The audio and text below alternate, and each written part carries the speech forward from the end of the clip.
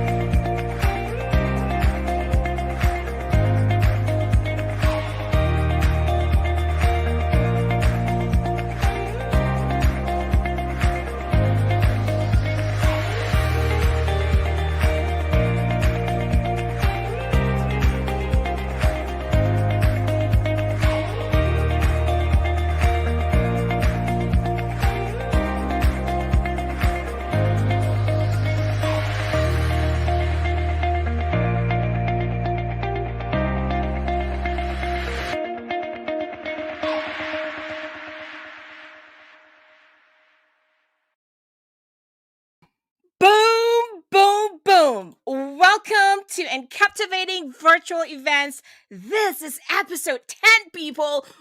You know what? I'm kind of speechless this morning because I'm like, I can't believe it's episode 10 and it's the last episode for 2021.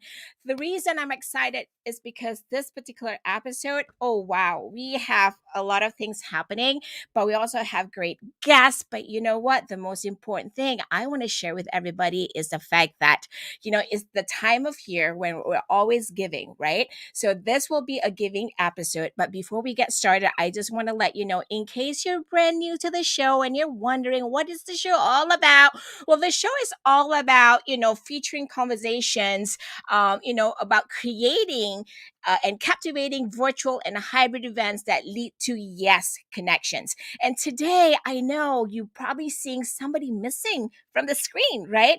So Shannon, my co-host, isn't here today because she has to attend to a medical emergency. But you know what? She's okay. She texted me. She says she's fine.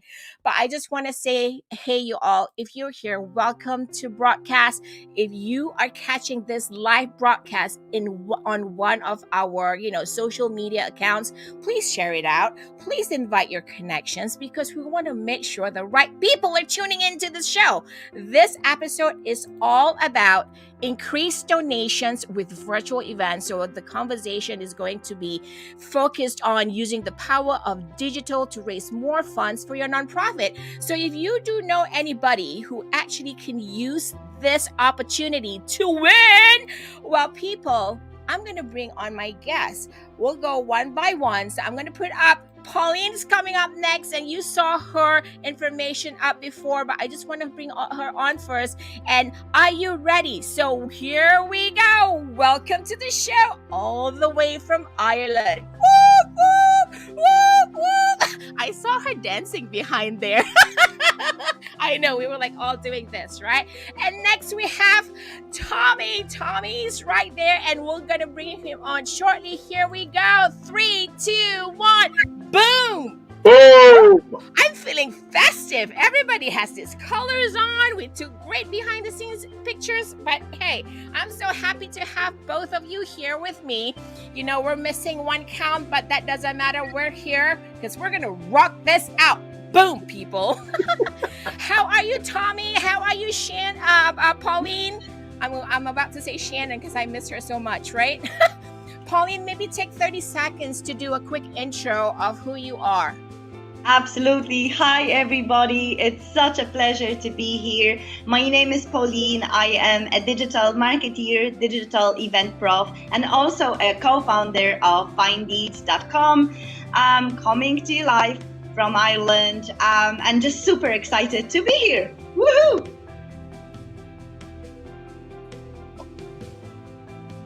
And Zeph, you're muted.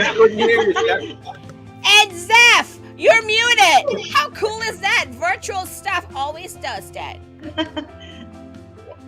Hello there. I guess I'm supposed to introduce myself because I didn't hear you, Zeph, but I think I'm gonna go with it. I'm saying take 30 seconds to introduce yourself. I will do that. Go.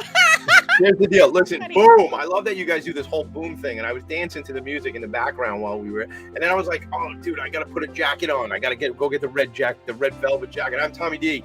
I call myself the nonprofit sector connector. And I have a weekly radio show called Philanthropy and Focus where I interview nonprofit leaders every Friday morning and help them tell their story and amplify their message. I'm just jazzed to share this space with you both today. So happy to be here. Boom! I love that. In case I was still muted when I got started. All right, people, take 2, because all of you know how this works, right? Because eventually it does happen somewhere along the line. So welcome. If you're just tuning in to this episode 10, or you're just tuning in to the show for the very first time, and you're wondering what the show is all about, well, we're all about creating conversations and captivating virtual and hybrid events that lead to yes connections. We love yes connections. Like all 3 of us here, we're all yes connections. We met online. I've not met Pauline in person yet. but we're here. But anyways, just wanted to say this episode, we're going to talk about increased donations with virtual events, kind of focusing on the power of digital to raise more funds for your nonprofit. And these two here, right here, joining me here today, they're kind of the experts in this area of the event. So I wanted to kind of get us started so that we'll have enough time, because we also have a great giveaway today. In case you don't know what that is, I'm going to pop up a little bit preview. Here we go. We're doing a giveaway for nonprofits where nonprofits can enter, the opportunity to win this giveaway. And I'll have more information later. We're excited. Exciting.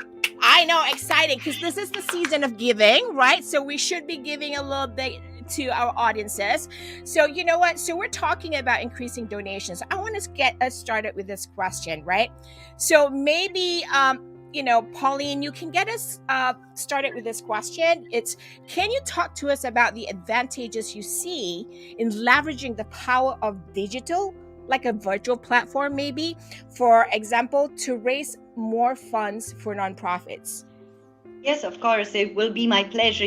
As a digital marketeer who has worked with countless charities over the years, giving my skills to different causes, I was always a huge advocate of using digital for promotion, for reaching out more people, for raising donations. And in the last couple of months, with the pandemic and everything that was happening, more and more organizations, not only non-for-profits, but for-profits as well, have realized the power of digital. So when it comes to charities, social enterprises, and nonprofits, it really is all about reaching more people and allowing people an opportunity to fundraise, as I like to call it, without leaving their house.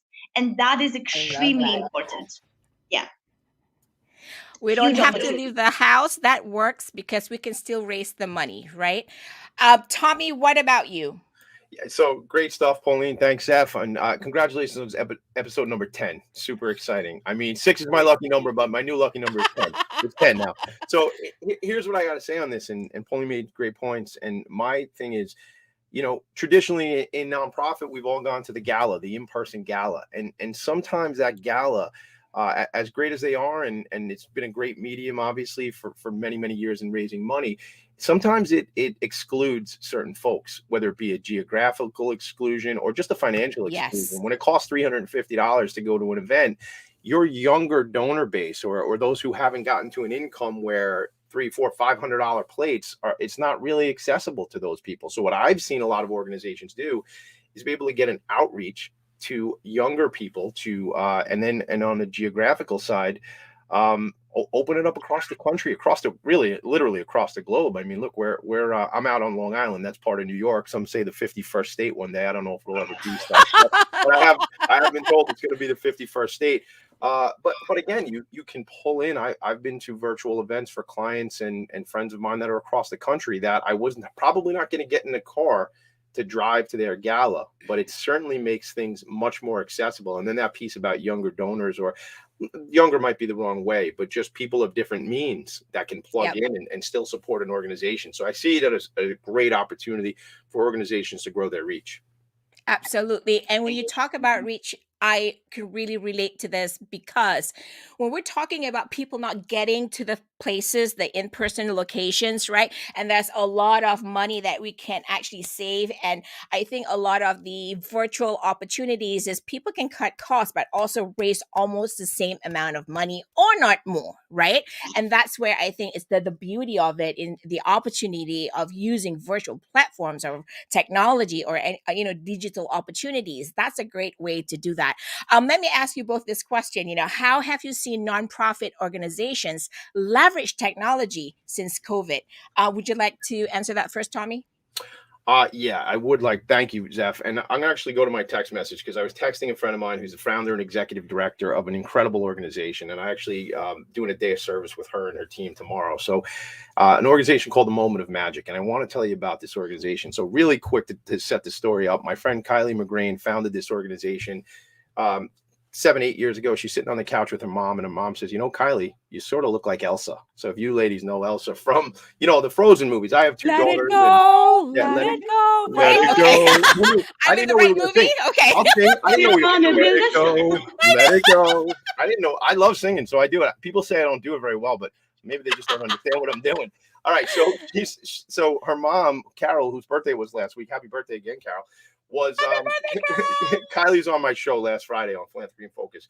And she said, when we were talking about this specifically around digital, is they go in, well, pre-pandemic, they would go into hospitals dressed as princesses and superheroes to work with young children who were going through health issues. What they really did, during the pandemic, I said, Kylie, well, what did you do? Did you wait to see what she goes? I don't really wait on the sidelines, Tommy. I get it done. So what happened is they really leveraged digital, and I'm just going to kind of read my notes in the text message.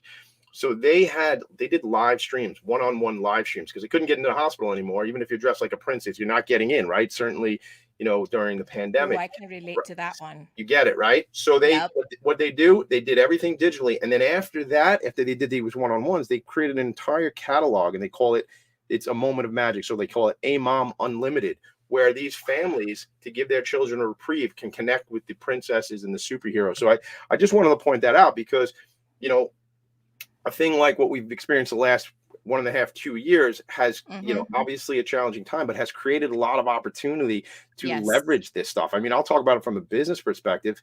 I don't see clients in person anymore. They're not, I just don't, not even my rule. I don't think they want to see us in person anymore. We've become so productive in this light. So how do you leverage technology? And then I know other organizations that do it for programming as well. So I'd love to hear Pauline's angle on it. I don't want to take up too much time.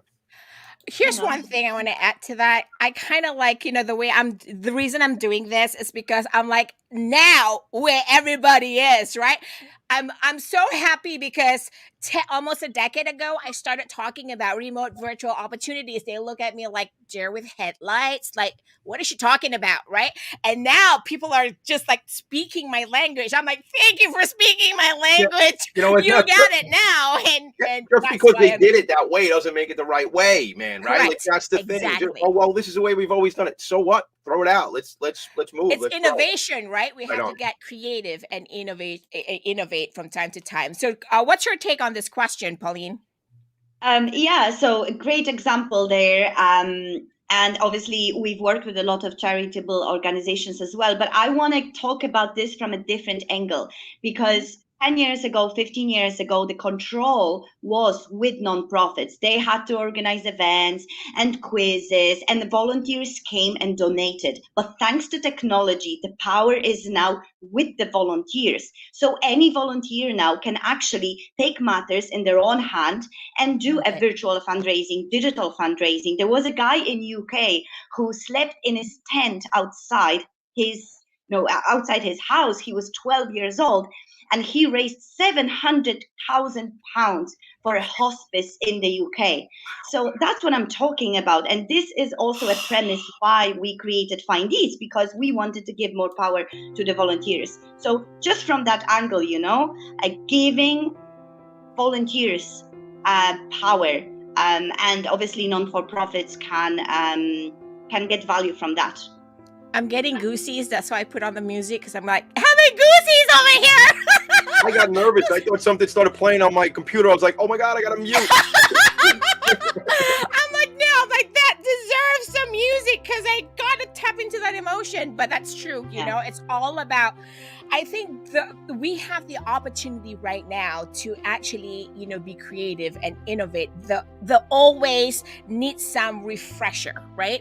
And I think for nonprofits, for many of us, not only nonprofits, pretty much everyone out there who's really thinking of how we can leverage digital or virtual platforms to kind of get to the audiences that cannot probably, support us in person, can actually be done it this way for 700,000 pounds. Oh my God. Right? Here's another question for both of you. So I'm going to put this up because I feel like this is a very important question too. So how to find new avenues for online fundraising, especially virtual events? I think e-commerce. e-commerce and Absolutely. having aspects of e-commerce during your fundraising event. Yep. And I'm not just talking about thrift shops. I'm talking about Yes. all different kinds of items and donations. But e-commerce, it will be, as I presume, a huge trend and a new avenue of fundraising during virtual events, also outside virtual events. So there are now various platforms and technologies in this very space, including Find Leads, but not only, who are dealing with that, because there are many people buying online, purchasing online. When they purchase, they can make a donation, or a certain change from their shopping is being donated. So many different things. So I see that as a huge new avenue of online fundraising. I love that. I love that. What about you, Tommy? I'm thinking. Thank you. I'm thinking about events that I've gone to for clients and organizations that we support, and there's this whole component. I remember one organization in particular, a client of mine in New York City, and they did a mixology event where they had, I don't know if you've Yes. seen this. I mean, it's probably relatively popular at this point, but early in mid 2020, early pandemic, I remember this. A box shows up at everybody's house, and it's got this mixing. You had like I'm not a drinker, but you had a bottle of gin, and you had all the kind of the accoutrements. And then there was a mixologist that came on the screen. It was during their gala, and this was the time when it was not hybrid. Everything was virtual still. And it was fun, but it had this feel where it wasn't, the challenge I think sometimes is when we see the virtual gala is if there's not anything engaging for us, we can just it's watching a TV show. And what happens? We can tune out. We're not totally engaged is the right word, really, right? So that particular part of that activity, it could be a wine tasting. I know another organization that sent out chocolates and wines and pairings and stuff like that. And so I think, where can you find the interactive piece, right? Because we're not going to be in the room, right? Literally, we're not going to be in that room where everybody is kind of getting the fast hors d'oeuvres and whatever is, what's going on, and the auctions, or the silent auctions, or the appeal, right? So how do you keep people and pull them in during the opportunity? So I say it's those sort of activities to use those to enhance your event, to keep people engaged. And also, just back on what Tommy is saying, there are many technology providers right now, including, online event platforms that have been including virtual fundraising, or the, social media platforms. So it also lies with technology providers, with major brands, to allow us to do it. And I know a couple of platforms who allow us to do it. So that's important as well. Oh my God, you just sang to my tune, Pauline. And I talk a lot about this, right? Because I'm like, okay, folks, now because we are talking about leveraging technology, digital, virtual platforms, and you kind of segue into what I usually love to talk about. I said, there's tools out there, right? There's tools out there to make our life easier. If you don't have to make it hard, well, just go with easy, because easy doesn't mean that, it's not good. Easy means it's just going to help you do more stuff maybe and get more ROI. So one of the things you mentioned with virtual platforms and stuff like that, I'm thinking about, there's so many tools out there. You just need to find the right people to help you and guide you. And most important thing is just have an open mind, people, because each time, I don't know, in your world, both of you, Tommy and Pauline, if you've had this challenge, I know I've had, when I start talking to people like, hey, maybe you want to leverage this, leverage that, because they're so used in their old ways, they go like, hey, I don't know, I don't know. And I'm thinking, what if I can help you get a better ROI, less work, better ROI, or less work, more money, more results, great results. They look at me like I just came down from planet Mars. But I think the most important thing for all of you out there who's watching this, open mind, right? Be open to new. Yeah. Listen, I know this problem very well. I have a digital startup. Let me tell you. Relate. Yeah. But you know what? But it is important to remember that people sometimes feel the problem. They not necessarily want to solve it. If you guide them and educate them slowly. Correct. Then, yes. Yeah. Absolutely. What's your take on that, Tommy? Yeah, I think fear. Yeah, I think fear is a good way to say it. I think it's I know sometimes organizations, especially if, and I don't mean to sound, this may sound like I'm being an ageist, so I won't even say it that way, I guess. I mean, some boards, as we know, some boards are older, right? We understand that. And I think it takes testimonials, it takes examples, it takes, like you said, ROI, because if something works and we raise the number we're looking to raise and it's worked and the gala works and all that stuff, you know, why would we change it? What if it's not broken, don't fix it, which is really like, you know, something sales guys hate to hear, right? But it's something like, it's true though, right? But maybe it doesn't feel like it's broken, but potentially it is, or it could be, maybe it's not broken, but there could be an advancement. There could be something that is better. So I think it's about kind of selling why it's better. Sorry, Zeph. I love that word you just used, advancement, because that's where it ties it all in with the open mindset. Here's what I used to tell people. Hey, you remember one of those old days when we actually have to dial the phone, right? They look at me, yeah. Do you have one of these now? They go like, yeah. How did you make that jump from there, transition from there to this? And they go like, oh yeah, did you have a black and white TV? And they go like, yeah. But what TV do you have now? Colored TV? They go, yeah. A 4K? Yeah. I'm like, how did that transition happen? So I love to kind of walk people through that, because that is part of education, right? And I think, you know, in being open-minded, we have to be open about all that. All right, folks, real quick, we're going to come back in about 30 seconds. I'm doing a 30-second intermission, and we'll be right back. Explore and discover with us why virtual events are becoming more essential to what you do and how you connect with the audience. How to choose the right type of virtual event for you. What kind of tools and resources are needed to produce your virtual event? How to pick the right virtual event service providers. How to monetize and profit from your virtual event. For more exclusive content, resources, and opportunities regarding virtual events, join our online community. Hey folks, welcome back to the Encaptivating Virtual Events episode 10. This is the last episode of the year, and just in case if you missed this out halfway through watching somewhere on the social world, just go ahead to the bit.ly link right on your screen right now. You can catch all our episodes on the agenda board right there.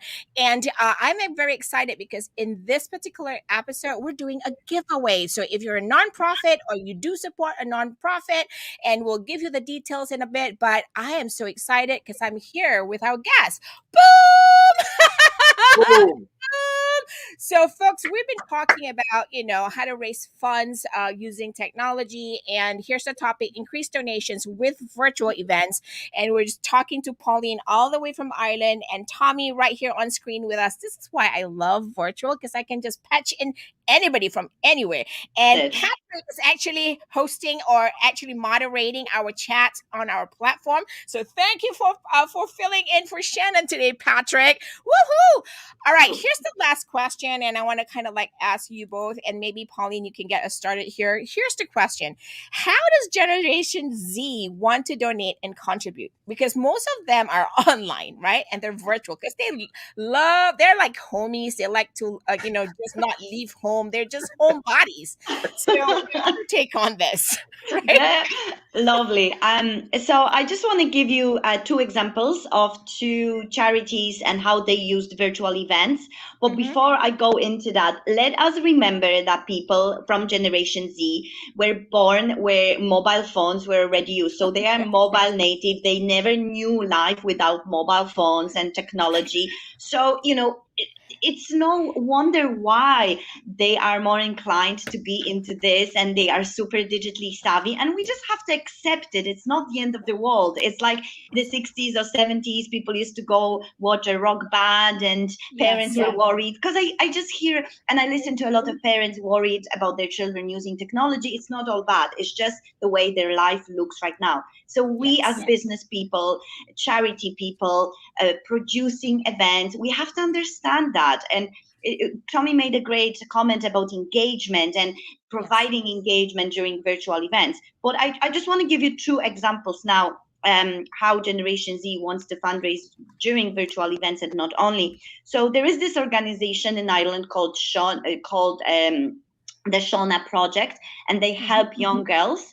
And they have done an amazing virtual event for schoolgirls earlier this year. As we know, most of the schools were closed because of COVID, and all of these girls came in to this event. But what they did was really, really smart. They had many different stages. So if someone was into sports, there was a sports stage with sponsors who fitted that profile. If someone was more into music or art, there was many different stages for them. So let's remember about that personalization, that people are really, really into their motifs and beliefs, and it's no longer targeting of persona based on age. It's more what we believe in, what our lifestyle is. And a second example I want to give you is the event that I have done with Circle of Friends Cancer Support Center, also in Ireland. And we have done a virtual DVD launch. So there was a filming studio that came in and filmed their story. Circle of Friends has raised approximately 1 million euros to build state-of-the-art facility. It was built and started by my friend Jennifer. And then pandemic came and they couldn't do a launch gala event, physical event of their DVD. And they wanted to sell their DVD, right, to raise more donations. So we have done a live stream, and during the live stream, we created links and people were able to join. Importantly, then share the links with their own networks. So I see a lot of Generation Z, and not only, they want to do stuff in their own way, and they want to share with their closest communities, with the people they trust. So that's it. That's the examples from me. Because we also know they don't only have one, they have two, and maybe they have three. I have three. I just had to show that to give some visual. Tommy, how many do you have? Let's show this. I hate to say this because it's going to sound so ridiculous, but oh my God, I couldn't figure out how to get my email on this one. So my email is still on this one. So I'm walking around with two only because I still, and it's only been 6 months. I can't believe you guys just made me do that. My kids are going like, Dad, why are you walking around with two phones? I go, I can't figure out how to get the email on the. So look, TommyD.NYC on Instagram. If you want to figure out, if you want to text me and figure out how I can fix my phones. But I will tell you a couple quick points. First of all, sure. I had to call my my cable internet provider about maybe a year and a half, like early on, like March, April, May of 2020. Because I was having trouble getting good Wi-Fi here in the house. And I called them up and they said, well, Mr. Tommy D, we have, that's not my real name. I mean, it is my real name, but they said, Mr. Demisa, look, we have, you have 19 devices connected to the internet. Right? And I said, what? And I go, iPad 1, iPad 2, iPad, and it's like 7 or 8 iPads. And I don't say this to brag. I say it more as like, wow, that's pretty eye-opening of the amount of devices that we are all connected to. Yes. And it is, I don't want to say it is what it is. I don't love that phrase, but this is the world we live in where we're super connected all the time. And certainly there's negative to it, but we're not going to get on my soapbox about that whole thing. But I would just, what I like to kind of shout out is, so I was looking away while Pauline was talking because I wanted to pull up the website for Project Refit, projectrefit.us. It's an organization out of South Jersey, Philadelphia area here in the States. And they have these 3 different monthly subscriptions. They support veterans here in the States. And 1775, 1776, and 2017, which are representative of dates. 1775 is when the military, for the military, 1776 for a patriot. And these are different levels. Isn't it? We're so used to subscriptions like our Netflix or Amazon or this or that. It's nice to support an organization. And I will tell you, when it pops up on my credit card each month, it reminds me about this organization. So I think, whether it's Gen Z or Gen Xer like me, I think there's opportunity if we can have folks plug in with some level of regularity. Not only does it does it raise donations, but it reminds me each month when that hits my credit card, it reminds me about this organization again. So I think there's something to be read into for that sort of thing. And you know what, $19 a month, it's not that painful, right? So if you can get, but it's certainly, you get thousands of people doing that for an organization, it certainly becomes significant. So I'd like to, kind of put that out there for organizations to consider if they're not doing that. I love that. I love that. Oh my God. Hallelujah. Can I get a boom? Can you give me a boom for that? Was it boom? Boom. Boom. I love that. Here's the thing, right? And I love this conversation because unless and until we have a conversation about it, we can never mastermind about it, the ideas. And I remember you mentioning earlier, Tommy, about having all kinds of different kinds of like agenda or programming on your agenda so that you can kind of still try to create that same feeling of in person, like maybe you have a mixologist or whatever. So in one of our events recently, I had paired a mixologist with a group that does online cooking classes, so they did that together, and we can always do that. And I think with virtual events we just have to get creative and innovative, and the most important part is having that open mindset, because there's a lot of creative innovative ideas that you can tune into and leverage. And I think it can really really work with many of the goal settings for nonprofits. If you want to increase your donations, you want to get people involved in it, and especially if we use virtual event platforms, there are many tools. Oh my God, just pick one that serves your goals and needs. Pick one and make sure that you run the strategy well, and definitely find the right service provider. That said, people, in this show, I just want to announce this and put this up on screen so everyone out there can share this out. All right. So Shannon and I and Captive and We Do Virtual Events Live, we are doing this awesome giveaway for a nonprofit. So any nonprofit can enter to win this nonprofit virtual event prize pack. You can do so by 5 p.m. Eastern on Monday, December 20th. Where do you go? You see that bit.ly link, bit.ly and Captivating Virtual Events.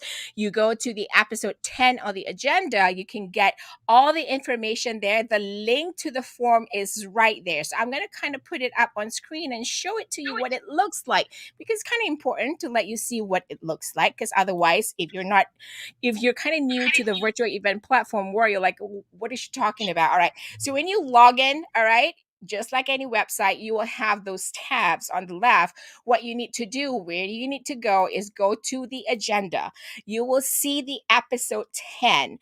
On my site, it says watch now, but on your site, it'll say join now, because I'm the producer and organizer. It says watch now on my end. But you will see join now. Click on that. All right. And then right there, you can even see us live right now.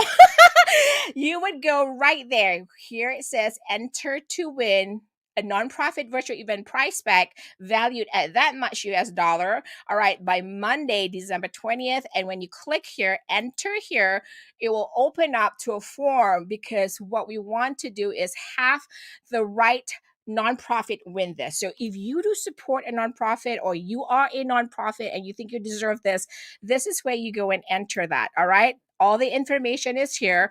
So please share this out with everybody. This is the information again up on the screen, people. If you do support a nonprofit, if you're a nonprofit, or you do know of a nonprofit who kind of deserve this, all right, this win, go ahead, take that information, screenshot it, whatever, all right, and go to that website and get all the information. It ends Monday, December 20th. Boom! That said, I'm really excited. We're almost at the end of the show, but you know what? One of the things that I love to do, let's play this, because we have Pauline and Tommy here. So one of the things Shannon and I do here, let me put this up on screen so that I'm I won't nervous. I'm shock getting everybody. very nervous. What you're gonna ask? Oh, I'm very nervous. See, you like that flyer? So what we normally do is that we call this a game. So we spin a wheel, and we actually do like a would you rather game. So let's do that for about a minute. I love that.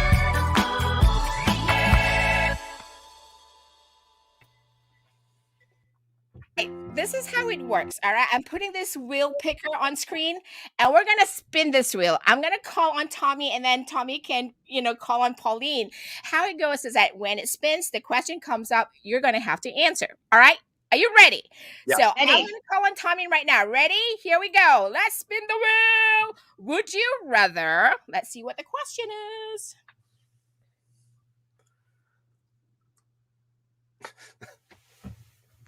Would you rather drink water from a glacier or running spring, Tommy? How many people get to drink water from a glacier? Definitely the glacier. That seems. Is this something we can do? Why? Why would you want to do a glacier? Because who gets to drink from a glacier? I mean, stream water is probably delicious, but a melting glacier. Forget about the planet and the troubles, but I not forget about it. But I would like to drink from a glacier because I think that would be a trip. Are you setting this up? Is this like an event we can go do together? Is this like? I don't think we probably can't do that virtually. We can try. We can always try. We can always try.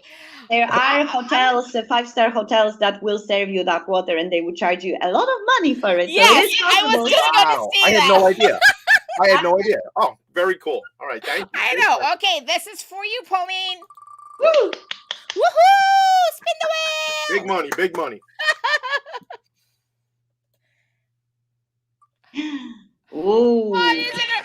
Would you rather live in a windmill or lighthouse? That's easy.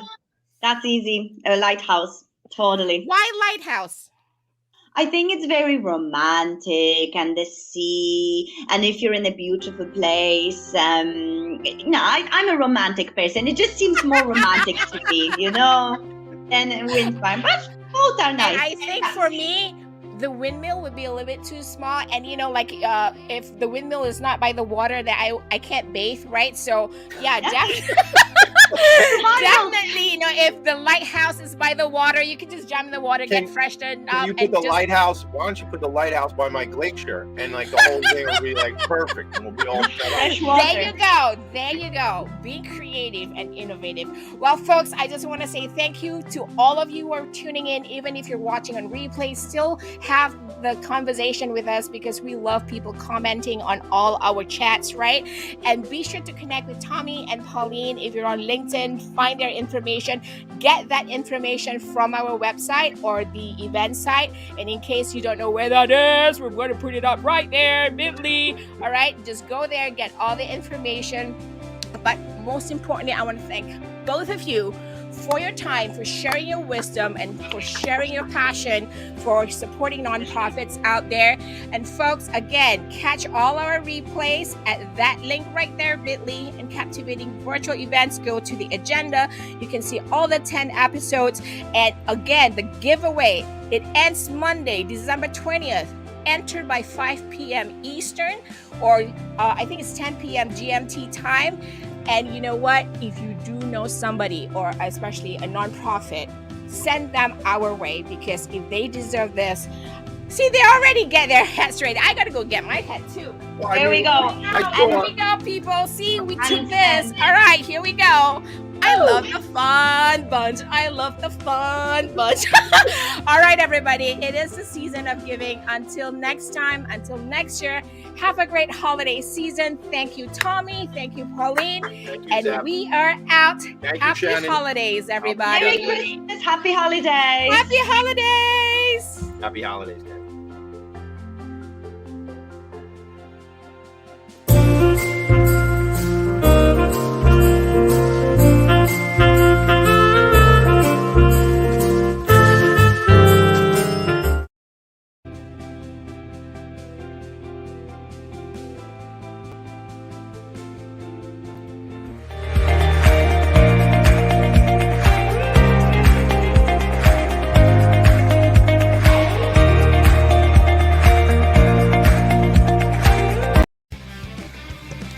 Hey, are you looking to level